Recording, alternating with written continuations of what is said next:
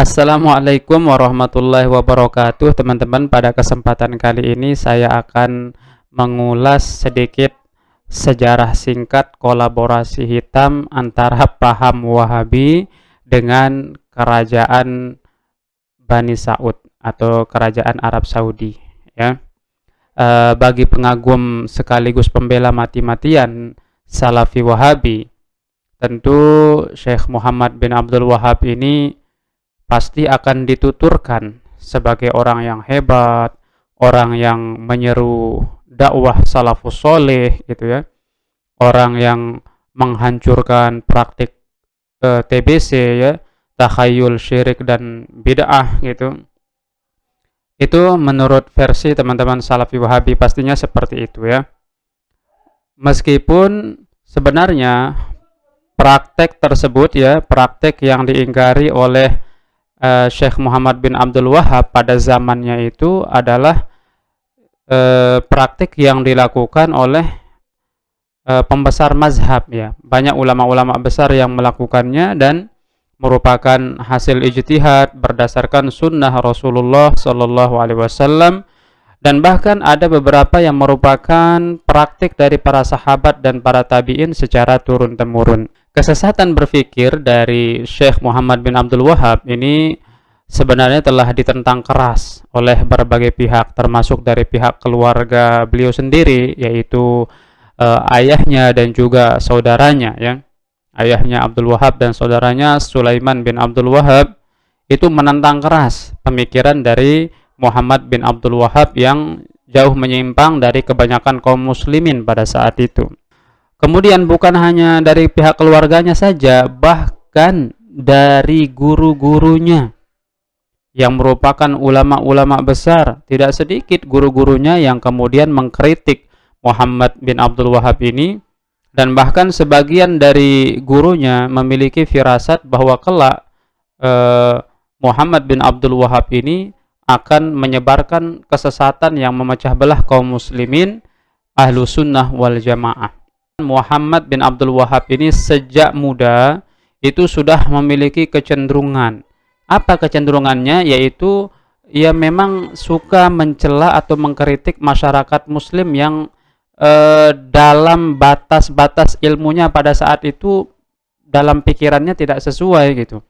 Ada beberapa hal yang melatar belakangi kenapa Syekh Muhammad bin Abdul Wahab ini memiliki karakter seperti itu ya. Disebutkan diantaranya adalah yang pertama, menurut Azyumardi Azra, itu tindakannya itu terpengaruh oleh pemikiran dari ulama sebelumnya, yaitu Ibnu Taimiyah dan Ibnul Qayyim al-Jauzi. Kemudian kalau kita baca dalam memoir Hemper itu, selain karena faktor yang tadi, tindakannya itu dilakukan karena ada pengaruh dari agen Inggris, katanya seperti itu ya, yang menyebabkan Muhammad bin Abdul Wahab ini berbeda dari kebanyakan kaum muslimin pada saat itu. Kemudian yang ketiga juga menurut seorang ulama bernama Syekh Ahmad bin Zaini Dahlan, di mana beliau mengatakan bahwa Muhammad bin Abdul Wahab ini banyak membaca cerita-cerita tentang orang-orang yang mengaku sebagai nabi, ya, cerita-cerita nabi palsu. Nah, sedikit tidak cerita-cerita ini memberikan semacam inspirasi kepada Muhammad bin Abdul Wahab ini sehingga memiliki pemikiran yang agak berbeda dengan kebanyakan kaum muslimin pada saat itu. Nah, teman-teman, pada saat ayahnya masih hidup, Syekh Muhammad bin Abdul Wahab ini tidak berani secara terang-terangan untuk melakukan kritik, bahkan sampai menyalah-nyalahkan kaum muslimin yang melakukan praktik yang dalam pemikiran Syekh Muhammad bin Abdul Wahab pada saat itu adalah sesuatu yang menyimpang. Beliau tidak berani itu ya. Tetapi gerakannya ini dimulai adalah ketika sang ayah sudah meninggal dunia. Mungkin kalau saudaranya mungkin tidak terlalu dihiraukan ya.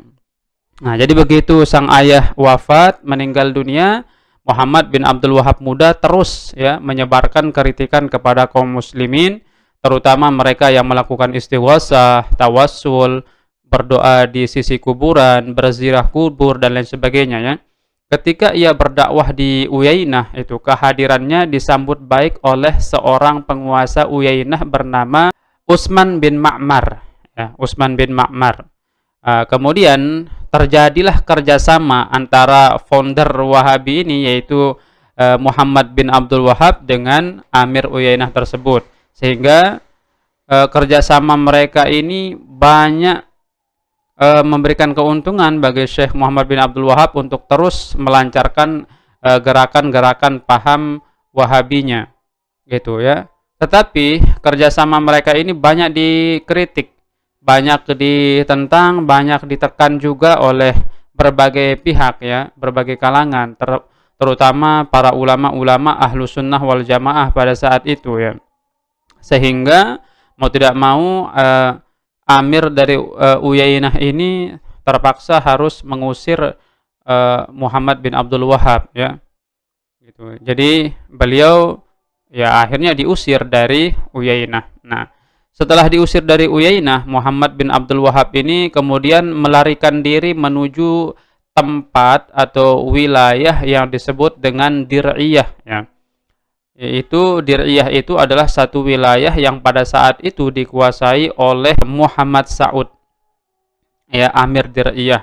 Nah, di Dir'iyah inilah kemudian terjadi lagi, ya, kerjasama antara pendiri Wahabi dengan penguasa Dir'iyah, yang bahkan kerjasamanya ini lebih solid dan saling menyokong, gitu. Nah, kolaborasi ini akhirnya membangun kerajaan Arab Saudi pertama. Nah, ya, jadi kerjasama antara penguasa Dir'iyah dengan Muhammad bin Abdul Wahab ini menyebabkan terbangunnya Arab Saudi yang pertama, ya, kerajaan Arab Saudi yang pertama, dengan menjadikan paham Wahabi sebagai bagian resmi dari alat kekuasaan Muhammad bin Saud, yang pada saat itu dimulai sejak tahun 1745 Masehi. Nah, ini sudah kerjasamanya memang sudah dari awal, ya. Kemudian di Dir'iyah, Muhammad bin Abdul Wahab muda ini kemudian melancarkan gerakan, kemudian membina para kader Wahabi, ya, di bawah perlindungan Muhammad bin Saud. Kolaborasi ini kemudian dilanjutkan dengan berbagai serangan ke daerah-daerah yang dihuni oleh kaum muslimin pada saat itu. Di antara daerah yang kemudian ditaklukkan, ya, oleh Muhammad bin Abdul Wahab itu ada daerah Riyadh, kemudian Manfukhah dan lain sebagainya. Jadi pertama-tama para pemimpinnya itu dipaksa dulu, ya, untuk mengakui dan mengikuti paham baru, yaitu paham Wahabi. Jika mereka tidak mau mengikuti ajaran Wahabi yang mana dalihnya adalah kembali kepada tauhid yang murni, menurut versi Muhammad bin Abdul Wahab, gitu, ya, maka mereka akan diserang. Nah, ini ada pemaksaan, ya, ketika sudah memiliki kekuasaan, ya, di backing oleh penguasa, maka menggunakan kekuasaan untuk menyebarkan pahamnya. Maka banyak sekali daerah-daerah pada saat itu yang diserang, ya, daerah-daerah kaum muslimin, sehingga terjadi banyak pertumpahan darah, banyak para ulama yang na'udzubillah, ya, diwafatkan, gitu, ya. Kemudian kolaborasi Wahabi dengan kerajaan Arab Saudi pertama ini mendapatkan perlawanan dari berbagai penjuru umat Islam, baik yang dilakukan oleh ulama, hakim, maupun para tokoh lainnya. Ada yang melawan melalui buku, ada yang melalui risalah, dan bahkan ada yang terpaksa menghadapinya melalui jalur pertempuran, ya, karena memang Muhammad bin Abdul Wahab ini sudah menggunakan tentara untuk memaksakan pahamnya, maka kaum muslimin yang terdesak terpaksa menghadapinya dari jalur pertempuran, seperti itu, ya. Sehingga pada saat itu banyak terjadi pertempuran, ya, seperti yang terjadi di Irak, di Yaman, di Hijaz, ya, di Syam dan lain sebagainya. Perlawanan-perlawanan ini tercatat di dalam sejarah. Salah satunya adalah dalam kitab yang bernama Da'wal Muawwinin, ya.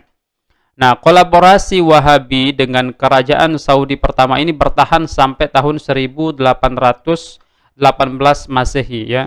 Karena kemudian kerjasama mereka ini dihancurkan, ya, berhasil ditaklukkan oleh kekuatan dari tentara Ibrahim Pasha yang merupakan anak dari Mehmet Ali, penguasa Mesir yang mendapatkan perintah dari penguasa Turki Utsmani, ya. Nah, setelah hancurnya kerajaan Arab Saudi pertama, mereka baru bisa merestorasi Arab Saudi yang kedua setelah pasukan Mesir meninggalkan Najd pada tahun 1821 Masehi. Nah, sisa-sisa kaum pengusung Wahabi dan keturunan Muhammad bin Saud kembali masuk ke Riyadh pada tahun 1824, dan disinilah mereka mencoba lagi untuk mendirikan kerajaan Arab Saudi II. Nah, kepemimpinan Arab Saudi di Riyadh ini bertahan sampai terjadi perpecahan internal, ya, di antara keturunan Muhammad bin Saud, dan mereka dikalahkan oleh klan yang lebih kuat, yakni Ibnu Rashid. Nah, sisa-sisa kaum pengusung paham Wahabi di bawah kepemimpinan Abdurrahman ini kemudian melarikan diri lagi, ya. Jadi dari pemimpinnya itu sering melarikan diri, ya. Melarikan diri lagi ke daerah, ke Kuwait, ya. Nah, di Kuwait ini kemudian mereka menyusun kekuatan lagi. Nah, ya. Sisa-sisa pengusung paham Wahhab kemudian kembali melakukan gerakan untuk menegakkan kerajaan Arab Saudi yang ketiga, teman-teman, ya. Nah, di bawah kepemimpinan Abdul Aziz bin Saud namanya, ya. Dan pada restorasi yang ketiga ini, Abdul Aziz bin Saud bukan hanya dibantu dengan paham Wahabi saja, tetapi juga meminta bantuan dari Inggris, ya. Meminta bantuan dari tentara Inggris, ya.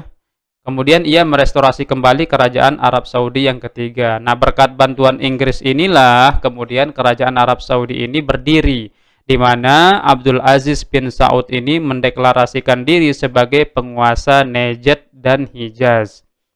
Dan baru pada tahun 1932 Masehi, negara lain mengakui supremasi kerajaan pengusung paham Wahabi ini dengan diadakannya proklamasi berdirinya kerajaan Arab Saudi yang sampai hari ini kita kenal.